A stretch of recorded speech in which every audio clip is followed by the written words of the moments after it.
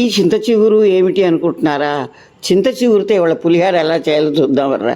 ఏం అక్కర్లేదు, ఒక 50 గ్రాముల చింత చిగురు తెచ్చుకొని ఇలా ఈ నీళ్ళు ఏమీ లేకుండా ఇలా శుభ్రం చేసి పెట్టుకోండి.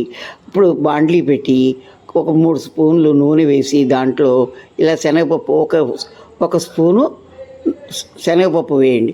ఆ శనగపప్పు ఇలా ఎర్రగా వేగుతుంటుంది కదా, అప్పుడు ఇంకొక స్పూను చాయ్ మినపప్పు కూడా వేయండి. అవి కూడా ఇలాగ ఎర్రడాలుగా వేగుతున్నప్పుడు ఒక స్పూను ఆవాలు వేసి చిటపటలాడుతూ ఉంటాయన్నమాట. అప్పుడు 4 పచ్చిమిరపకాయలు అలా చీల్చేసి ఇది ఈ పోపు సామాన్లో వేసేయండి. ఈ పోపులో చిటపటలాడుతున్నప్పుడు వేస్తాం కదా, ఆ పచ్చిమిరపకాయలు మగ్గి చాలా రుచిగా ఉంటాయి. దాని మీద అంతంటే జీడిపప్పు వేసేసారు కదా, ఇప్పుడు ఇంగువ కూడా వేయండి. ఇంగువ వేరండి పులిహోర కల రుచి. ఇప్పుడు మనం బాగు చేసి పెట్టుకున్న చింత చిగురు ఉంది కదా, దానికి ఒక 4 పచ్చిమిరపకాయలు కలిపి మిక్సీలో కొంచెం కచ్చాపచ్చాగా వేసుకోండి, మెత్తగా అక్కర్లేదు అనమాట.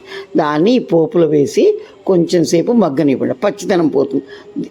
బాగా అయిపోయిన తర్వాత దీన్ని ఒకప్పుడు అన్నంలో తీసుకొచ్చి ఇలా కలిపేసుకొని తగినంత ఉప్పు వేసేసారనుకోండి, పుల్ల చింత చిగురు పులిహోర రెడీ. ఒకసారి చేశారంటే మీ పిల్లలు మళ్ళీ అడుగుతారు దీన్ని.